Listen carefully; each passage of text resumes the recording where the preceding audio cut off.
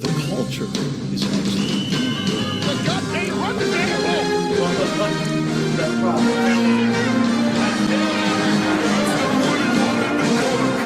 Calling both games.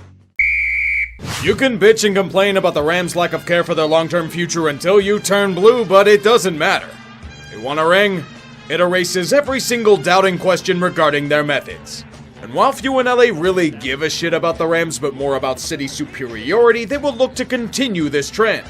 Matthew Stafford has erased the stat pad for meme, much to the sadness of stale joke lovers everywhere. His reward for this conquering is a handsome extension that should be able to get him a 3-bedroom house near Beverly Grove. They had nearly brought Von Miller back into the fray as well, but money talked in Buffalo. And he was paid handsomely over there. You know what they do need, however? Allen Robinson. A quality wideout whose price was depressed thanks to simply being a Chicago Bear. He should pair very nicely in the system, and the Rams are doing everything they can to run it back.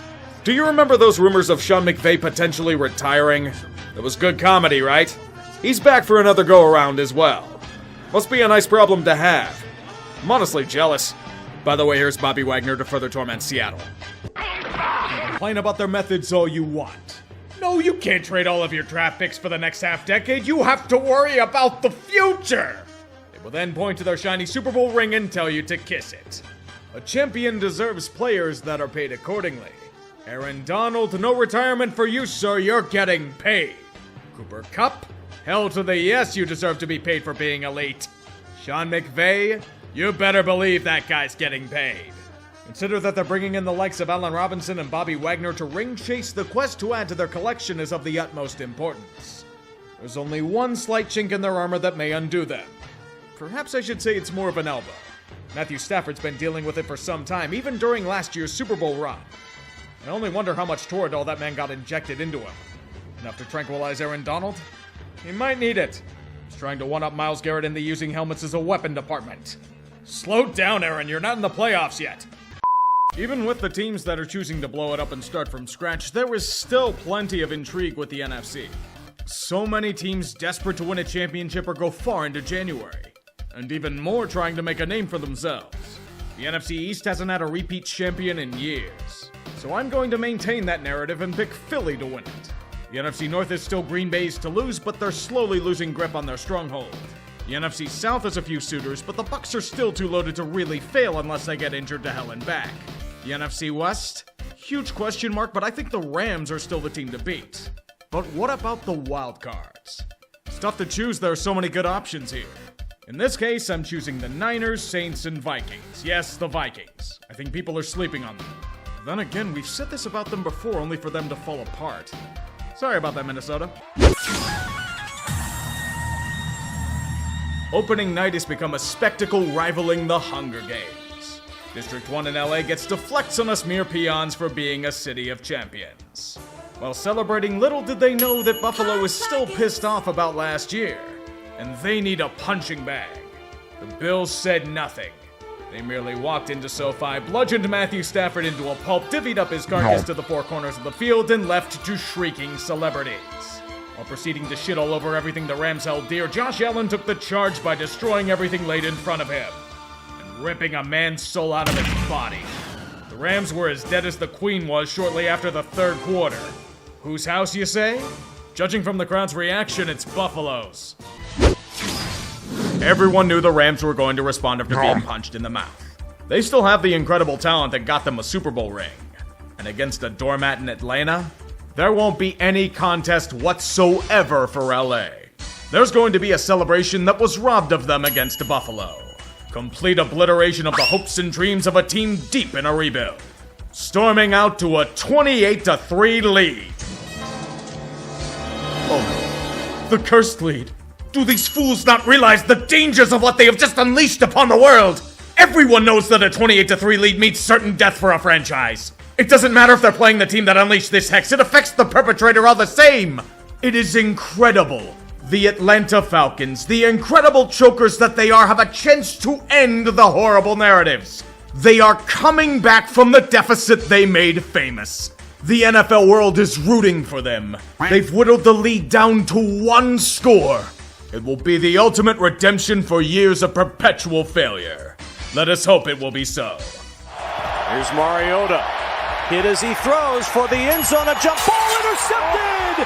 Jalen Ramsey with the pick! Of course, I forgot this is Atlanta. Even when they get the chance to come back from 28-3, they will somehow still blow the damn game. It was a valiant effort, but revenge is usually never fulfilled. Did you think they, of all teams, would overcome it? Too bad. Get back in the corner and be the worthless punching bag that you are. Let's look in at Cliff Kingsbury's offensive game plan for his hand-cultivated Cardinals. Yes, just hope that Kyler Murray bails out his incompetence with backyard football and elite talent. It worked against the shitty Raiders, why wouldn't it work again? They're playing a team that consistently owns them in the Rams. They're defensively sound, you say? It doesn't matter. Arizona won't change a damn thing to try and overcome these issues. Just hope Kyler somehow wills the team to a win. LA's offense wasn't even good in this contest. Yet Cliff, thinking that this is an online match in Madden, hampered any chance of doing anything. Maybe justice will be served for the hire that should have never happened, but we know that's a pipe dream. Kyler will fluke his way to at least 4 wins on his own before that happens. The Rams pretty much got a free win. It's not an NFL season without those boys from the Bay Area showing up to LA and smacking them around for rent money. What they owe is roughly what the Niners are paying Deebo Samuel this season. His in-game electricity could single-handedly stop the rolling blackouts in California. And whatever they're paying him still isn't near market value. The same goes for the Niners defense. Matthew Stafford is having flashbacks to his days in Detroit. His offensive line is a hot mess. San Fran's might chased him all game, sacked him 7 times, and destroyed any hope their opposition had when they were in the red zone. The score does not do it justice. This was domination. It marks the 7th straight time that the Niners have bested the Rams in regular season play. Now only if they maintain that narrative when it actually mattered last January. A soul for a soul. To be rid of the Los Angeles menace, we must suffer through another season of Dallas Cowboys insufferability. And they will be completely justified in doing so. The Cowboys not only went into so-called Rams house, they ransacked their opponents, stripped them naked, and made them march across the stadium for hours on end. It's the only punishment worthy of not only taking over their team, but the fans taking over their stadium.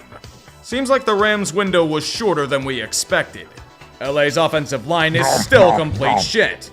Matthew Stafford is still reverting back to Detroit form. Sean McVay still has no answers to try and fix the team's woes. Dallas didn't even need a passing game. When a team can't stop Tony Pollard, there's no reason to try and move away from that plan. It's simple, Rams. You bought a championship last season with all your moves, and now you gotta pay for it. The price is still probably worth that ring. We thought that firing Matt Rule would give this team some semblance of a jolt. Well, we can safely say it did. It zapped the team to yet another death. Steve Wilkes is now the interim coach of the Panthers. And somewhere in Arizona, Michael Bidwell and Steve Keim are masturbating furiously for thinking they were justified in canning him after a year. Anyone that has to play Carolina can call it a glorified bye week. The levels of calamity and disarray in the organization are must-watch comedy. The Rams may be ripe for the kill, yet the Panthers went into the fetal position before the opening kickoff. They just had to watch their opponent go off the ledge with PJ Walker driving the bus. This team seriously thinks they can get multiple firsts for an injury-prone Christian McCaffrey? No, the way to get out of Carolina is to turn into Robbie Anderson. He pulled an AB on the sidelines. If AB was a pedestrian talent and lacked a flair for theatrics. These are the modern Panthers. Living hell. The worst part of all this? It's only week 6.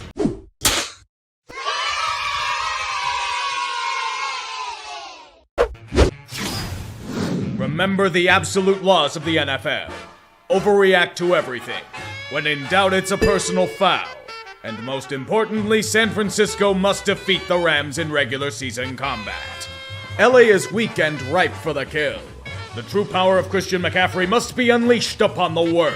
CMC will achieve something rarely seen in the football realm. The Triple Crown. A rushing, receiving, and passing touchdown all in one game. Someone tell Taysom Football he's got some competition. With this convincing win, the Niners have made their statement to the world that they need to be taken seriously as contenders. And this was done without Deebo Samuel. The upside of this offense is immense, and it was flashed against a supposed contender in the Rams. If everything's clicking, San Fran can be very dangerous. And they have time to hone their craft. Mr. Shanahan, it's time to prove the claims of you being the greatest offensive mind in football correct. People overlook it since the Rams won a Super Bowl last year, but they're in some incredibly deep shit. Their offensive line has failed to mesh at all since Whitworth retired. Matthew Stafford only throws to Kupp and Higbee, and that's if his elbow doesn't turn into rubber. Despite glaring flaws and the increasing reality that a repeat may not be in the cards, LA has only one sentence to say. Fuck them pigs. They tried to go after Christian McCaffrey and failed. They tried to trade multiple firsts for Brian Burns and failed. What were those firsts for, 2031? Were those guys magically gonna play offensive line as well or something? The Rams are going to force the NFL to implement the Stepien rule at this rate. Oh yeah, and Cam Akers is still gathering dust in the shed. Did anyone remember to feed him? Do you remember when this was an elite matchup? Those were the days. We all miss them, as we are now forced to witness the hollowed out remains of what once were those franchises. You can't even boil it down to one specific trait. Everything has gone to shit for both teams. It's not bad luck that they're both sub 500 and battered by the waves of chaos. This match is less about good defense than it is really shitty offense. One-dimensional game plans with terrible offensive lines and suddenly suspect skill players. The quarterback's in a state of decline, but getting no help from anyone around them. The only noise made throughout are drops by the wide receivers. In every situation. Somehow, despite all of this, Tom Brady got over 100,000 passing yards in his career, but it's not enough. You'd think with this turnover on downs, the game is the Rams to win, right? I've got news for you. At this point, you can argue that LA was paid to take a dive. With this final drive, the narrative's going to be about Brady, but look at this defense. They're not even trying! Soft zone against a guy who shreds zone D in his sleep. What fucking geniuses! Just surrender the game to Tampa already. Everything, just throw it away if it's not there right away. Here's the snap to Brady. Fakes to Fournette. He throws. It's caught. It's in for the touchdown! This is what they call impressive? It was honestly predictable the moment the Rams chose to coast along. The whole team's in deep shit and complacent, but if you try to tell them they're screwed, they'll ignore it. Who cares? We have a ring! Yeah, one you bought with a bunch of rental parts. Good for you. Sean McVay's already got one foot out the door to Amazon in a year or two. I don't blame him. He's going to get paid.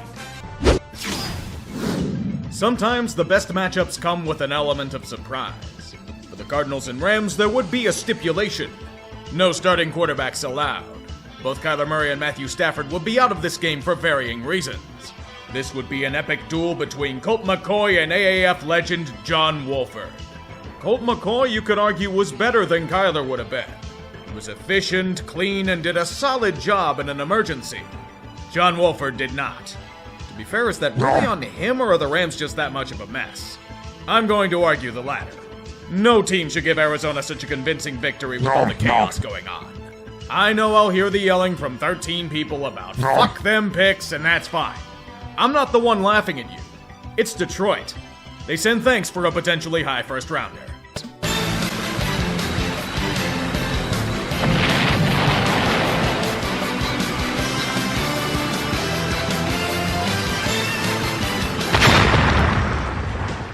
This is a breakthrough in the Sportsball era. The first Tank Bowl where both teams have no control of their first round pick.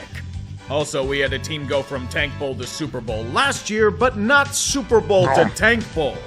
Rams are so apathetic and disinterested in their lot that it's become reality. If you look at this match against the Saints, you'll see why. They are cooked. Not even a nice medium rare, but those completely charred remnants that get caught underneath the grill. The group's so checked out that they'll make Andy Dalton look like an all-pro. His throws to Chris Olave were effortless with how little resistance the Rams gave them. Matthew Stafford was back, thanks for asking. He'd be knocked out of the game with another concussion. Unfortunately, John Wolford was out with injury as well. LA must throw Bryce Perkins into the fire to burn alive. Rams, it's over. When you can't beat the Aints, it's time to pack it in. Sean McVay is slowly dying alive with this failure.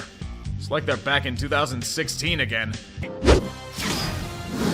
You thought the Rams were bad before? Just wait until Matthew Stafford's out of the picture. He was struggling, yet somehow the options after him are even worse in this offense. This week forces Bryce Perkins out of the burn ward to be chucked into the fire again. Kansas City can merely use this week to try out new formations and play schemes. With how destroyed LA is on offense, you'd think that they sold their souls along with their draft picks to win that ring last year. In the least surprising news possible, the Chiefs win in very convincing fashion. This is in spite of bringing their C game to the office. It's what tends to happen when the Rams' house is made from a deck of cards. Even Sean McVay's getting injured by proxy. Something tells me he's not having the time of his life. Kansas City will take it for their #1 seed aspirations. Rams house! It somehow lost billions of dollars and shaken the public's faith in the club in less than a year. Where do I begin? Matthew Stafford's probably done for the year, Aaron Donald's missing the first game of his career, everyone and their mother is being shut down, and they can't tank since Detroit has their first rounder. John Wolford is under center for this match, but Seattle can't take full advantage. It's awkwardly close. Kind of like glancing at the Habsburg family tree. The Seahawks have a lead, but it's marginal at best. Mostly due to the fact that they keep tripping over themselves with turnovers. If not that, failure to score in the red zone. If not that, whatever this interception was supposed to be. And if that's not enough, add more failure to score in the red zone. The inability to convert always leads to pain. And LA punishes their foe for such complacency. An unthinkable offensive drive. They somehow scored a touchdown with Cam Akers. The Rams have the lead. Playoffs are in the balance for the Seahawks, and a great drive is needed. Their soldiers will march on, and they will fight with everything they have, all the way to the end zone or bust. Smith waiting for the shotgun snap. The fake. Rolls right. Throws for the end zone. It is caught. DK Metcalf. Boy, that was an ugly one, wasn't it? Seattle starting to show some cracks, but their playoff hopes are very much alive with this win. Their upcoming schedule, though, seems pretty mixed. Better beat the Panthers and Rams again to have any shot. The Ballad of Baker has taken an interesting swerve. After failing miserably at Carolina and his career in jeopardy, Mayfield requested his release from this hell. In his possible final hour, there was only one team that put in a claim for his services. The Rams. About 48 hours after joining the squad, he was picked up from the airport and thrown into a uniform. Good for you, sir. You're getting chucked right into the fire. It's against the Raiders. It's fucking terrible. Las Vegas can't do shit to smash a completely dead franchise, and the Rams are twitching on the side of the road. You can't really blame Baker for sucking. He barely knows the damn playbook. We'll have to sit around and listen to the media pretend that McDaniels has turned the team around. Or has he? Derek Carr's putting up his traditional dud of a performance every 5th game. Devontae Adams had one big catch, and that was about it. The gods love to inflict special cruelty against the Raiders. They must be punished for casting Bisaccia into a pit. Their defense will break down and fall apart repeatedly, unable to stop a completely destroyed Rams unit on a long drive. The much ballyhooed genius of McDaniels, 3 consecutive runs all the way to a punt. It was a very nice punt, though. Baker isn't driving 98 yards on a limited playbook. See, he threw a pick. Game over. Or not. Pass interference because Raiders. But they'll be vindicated by Max Crosby being a beast. I forgot they had Jerry Tillery now. You should leave him in Skid Row. Being a fucking idiot allowed Baker to unlock superpowers. 100,000 dogs unleashed at SoFi. All for the purpose of saving a career on life support. 2nd and 10. Mayfield to the end zone to Jefferson. Is that possible? Touchdown. It's the same script the NFL used on Monday. Literally the same goddamn one. Baker dragged this fucking corpse of a franchise to a win because the Raiders exist. They literally fell off a cliff, blowing multi-score leads like they're trash on the side of the road. Seriously, Las Vegas? You couldn't beat that? I've seen vegetables with more life than the Rams had. This might be worse than losing to Saturday. There's many to blame, but Jerry Tillery's idiocy is the main culprit. Good news, buddy. You're Lol Cow of the Week. When the Chargers don't want your ass, there's a problem. Now all of you go and fuck off. You had an opportunity, and you blew it. The playoff push is reaching its final stages. Only one spot has been clinched by Philadelphia, but 4 weeks remain. Philadelphia obviously has number 1 seed, but the division is still up for grabs. Minnesota, after an ugly loss this past week, is still 2nd seed, and the NFC North is technically secured as well. The torrid pace of the Niners has them starting to run away with the West in 3rd place right now. But the NFC South is best not discussed. Tampa Bay only has it because the division is straight up awful. Meanwhile, Dallas is sitting pretty with 10 wins and first wild card. After that, it's a mosh pit. Washington and the Giants are currently tied at 7-5-1, and Seattle struggling to maintain form with an easy schedule. Detroit's creeping up though, and don't forget the rest of the garbage in the NFC South still has a chance. The picture will become clearer as time goes on. And as we all know, there's only one rule to follow. Don't get eliminated! The cold tundra of Lambeau has taken many souls in its illustrious history. It does not care if you were a Super Bowl champion a year ago. When you fall here, you're merely a statistic. I think the football gods understood our plight. We were so exhausted from everything that happened the past few days that they gave us a predictable, uneventful match to glance at in the background. Green Bay is still clinging on to the very slim chance they have at a playoff berth, and the Rams are roadkill. Too bad, boys, you aren't playing the Raiders. You're merely another notch in the belt. The Packers stay alive, but Aaron Rodgers is still ready to kill his receivers. As for LA, they won their prize, but at an incredible cost. Whatever remained of their soul.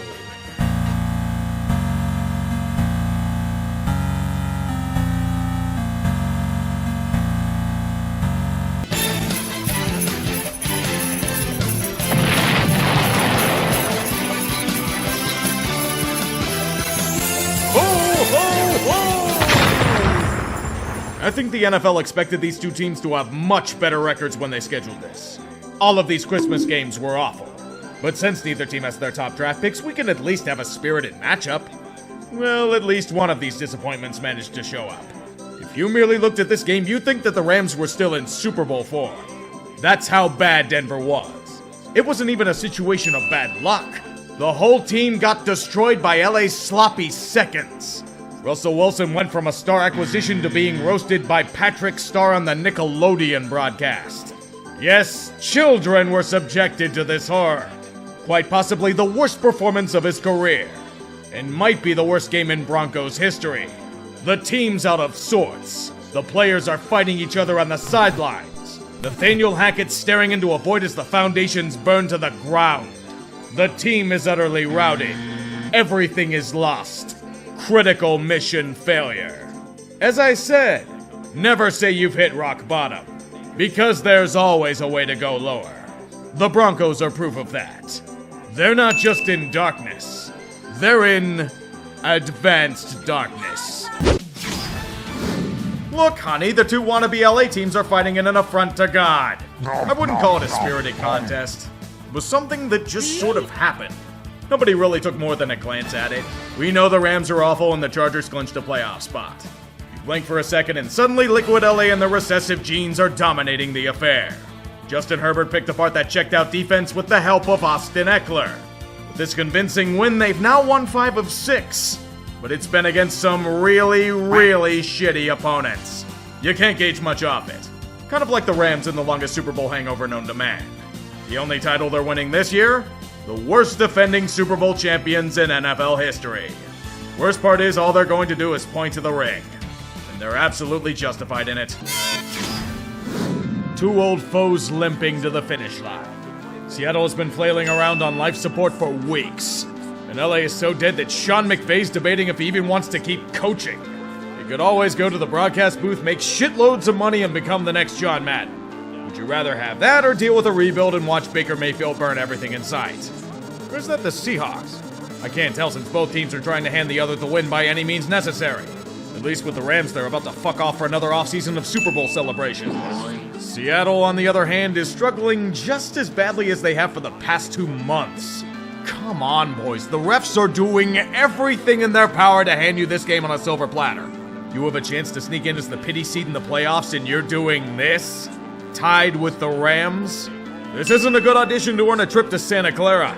With their final drive, they still keep getting chance after chance by a combination of defensive indifference and ref ball. Time's winding down and Jason Myers can end it. Please do. I'm tired. The snap is down. The kick is on the way, and it is off the upright. I see Seattle hasn't stopped trying to give their fans heart attacks, have they? Fair enough. You can add more gasoline to the place. Mayfield. Oh, he's got Van Jefferson open, and it's intercepted. Quandre Diggs. Oh, Baker, I thought you were done with that kind of haphazard throwing. Despite setting themselves on fire repeatedly, Seattle manages to somehow move the ball without coughing it up. Good for you, you can hopefully not doink the game winner. And hope springs eternal in Seattle. Took you long enough. It all went wrong from the opening game of the season. Watching as Buffalo came into so-called Rams house and bitch-slapped them around for 60 consecutive minutes. Going all in to hypothetically buy a ring has its consequences. And they were on full display this season. A team that stopped giving a shit since their thirst had been quenched. And then their entire core was injured to hell and back in their contentment. It all leads to a year of undistilled horror. So much for running it back when you can't even find anyone to run the damn offense consistently. Let alone an offensive line that could actually block. The worst part is, despite this terrible year, they have a built-in excuse for it all.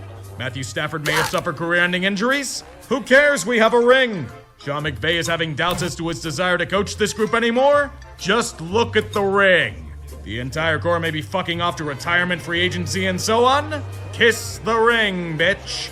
It's a cop-out to every single legitimate issue. You may have succeeded in fucking them picks, but the picks fucked back. Detroit will pick them up on the rebound.